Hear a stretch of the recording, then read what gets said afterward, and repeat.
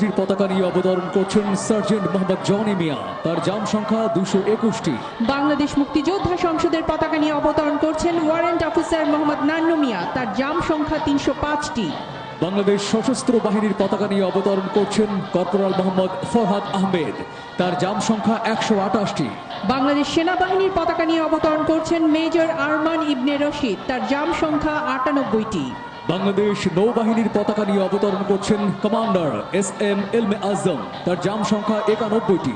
এখন পিরিয়ড হোক রেগুলার বা হেভি, প্রয়োজন মতো কনফিডেন্স আছে রেডি। Play with confidence.